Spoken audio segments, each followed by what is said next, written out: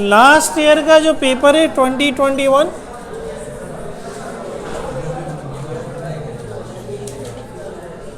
पहला क्वेश्चन है mass of फिजनेबल material needed for self sustaining chain reaction is called.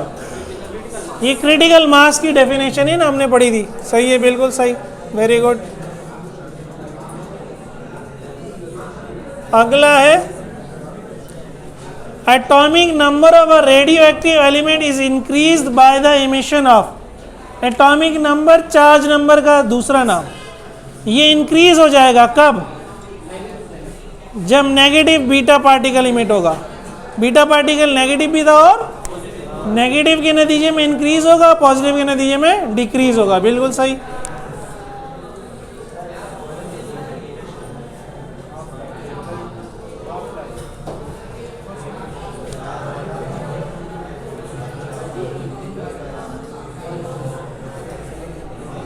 In radioactive DK law n बराबर है n not exponent minus lambda T. Lambda represents decay constant. ये तो अभी हमने पढ़ लिया।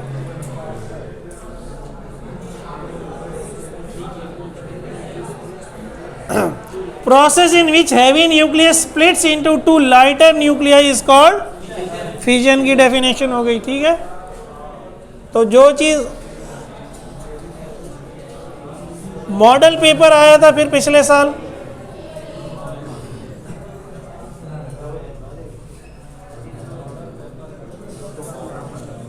एवरेज एनर्जी रिलीज पर fission.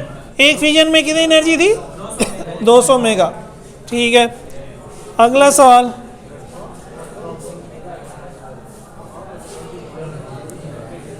In the amount of energy required to break the nucleus into its constituent particles is called binding। कल ही पढ़ी थी ना। तो देखिए, जो चीज़ ताज़ा पढ़ी होती है वो याद होती है। आप रिवाइज करेंगे तो फिर सब कुछ याद रहेगा, अगर आप रिवाइज करें डेली बेसिस पे। आगे, the sun which is the largest source of heat energy gets its energy by the process of fusion. बिल्कुल सही, फ्यूजन। फिर आ जाए 20 का तो पेपर हुआ नहीं, 19।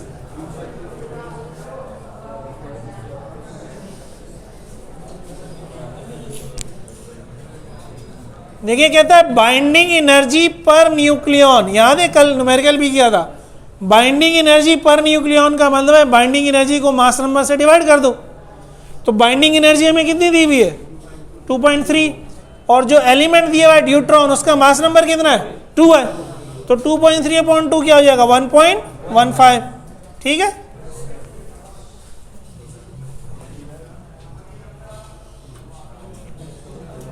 फिर इसी में आगे एक और है।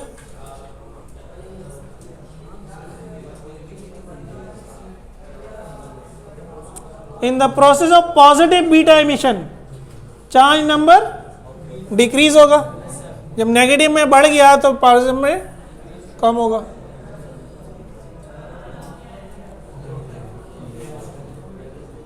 आगे आ जाए 2018 में।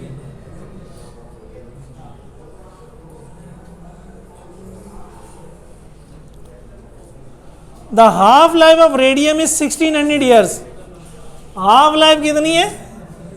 1600 ईयर्स। ठीक है, the sample of surviving radium will be it's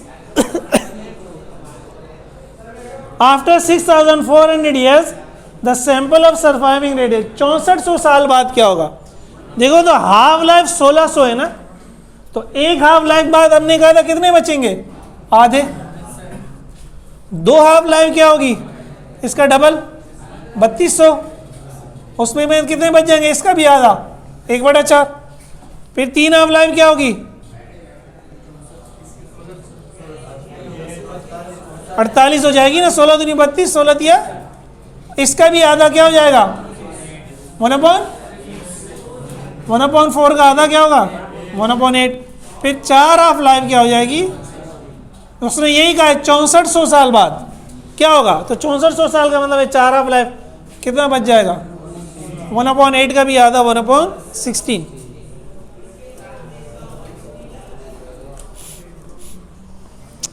आगे कहता है this one is used as fuel for conventional nuclear reactor.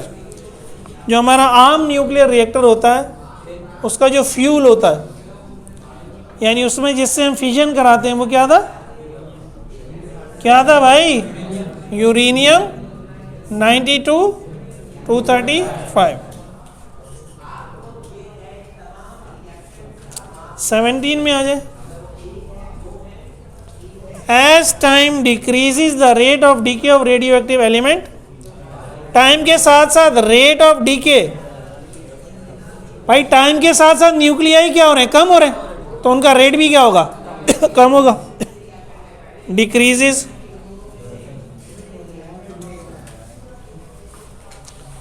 अच्छा फिर आ जाओ 16 में। When a nucleus emits a beta particle, beta particle, again इसने अब ये नहीं बताया कि वो पॉजिटिव या नेगेटिव है। पॉजिटिव होगा तो चार्ज नंबर कम होगा, नेगेटिव होगा तो चार्ज नंबर बढ़ेगा।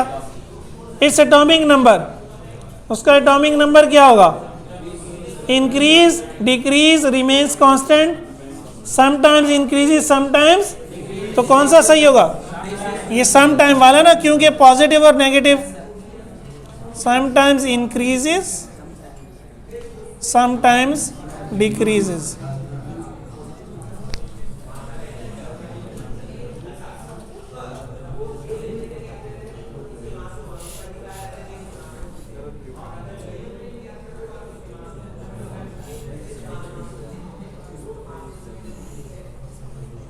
ट्वेंटी 12 में देखें, after alpha decay the nucleus has its. Alpha decay में क्या होता था? अल्फा चार्ज नंबर या एटॉमिक नंबर भी कम होता था, लेकिन कितना? 2, और मास नंबर कम होता था 4। तो अब क्या दिया हुआ इसमें? हाँ वो मैंने जानबूझ के छोड़ा है।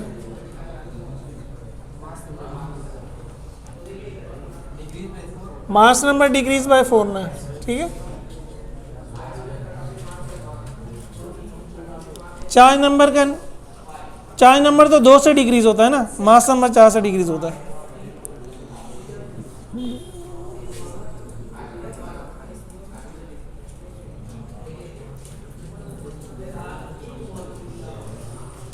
Rate of DK of radio active substance.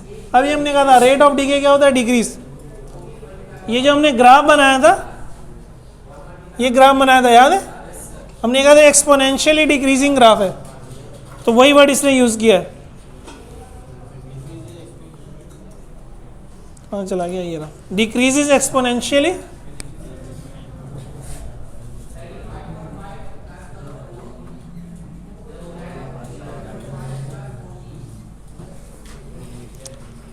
with increasing time।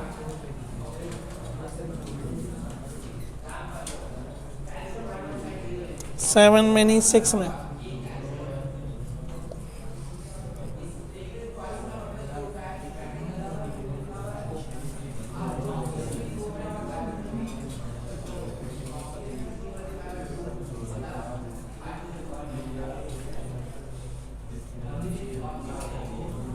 Fill in the blank में क्या आएगा? देखिए मैंने आपको समझाया भी था। 7 + 2 9, यहाँ पे 8 है तो 1 आएगा। 14 + 4 18, 17 1 आएगा। प्रोटॉन, ठीक है, प्रोटॉन का symbol.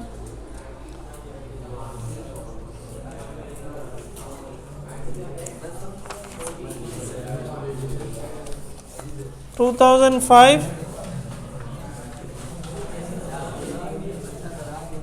7A1 1 atomic mass unit किसके बराबर था? याद है, कल ही न्यूमेरिकल किए थे।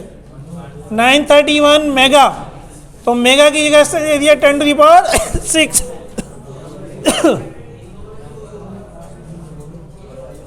7A3 energy equivalent to the mass reduced by the formation of a nucleus is called. Nucleus की फॉर्मेशन में जो एनर्जी मिलती है मास कम होने की वजह से, क्या कहलाती है? हैं? Binding energy. यार कल ही तो पढ़ा था, हैं भाई? Binding energy. 2004 प्रोटॉन के मास को अगर इलेक्ट्रॉन के मास से डिवाइड करें क्या आंसर आता है? शुरू में बताया होगा मैंने पहला दूसरे लेक्चर में। 1836 सही, बिल्कुल सही कहा किसी ने, 1836। 2003 प्री मेडिकल में आ जाए, कोशिश करते हैं यही ख़त्म हो जाए यार, मिटाना ना पड़े।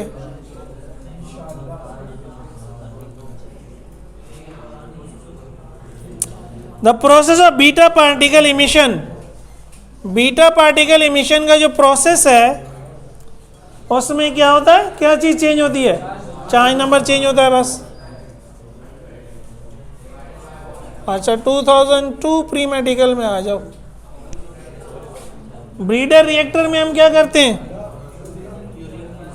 यूरेनियम 92 238 को कन्वर्ट करते हैं यूरेनियम 92 239 में ना, ठीक है। उसके बाद उससे प्लूटोनियम बनाते हैं। आगे a process in which heavier nucleus is form from the combination of lighter nucleus is called fusion की डेफिनेशन हो गई है तो। और आखिर में 2001 nuclei having the same mass number but different atomic number, isobar की डेफिनेशन हो गई, बिल्कुल सही। तो ये अल्हम्दुलिल्लाह आपका चैप्टर 19 ख़त्म हो गया, दी एंड हो गया।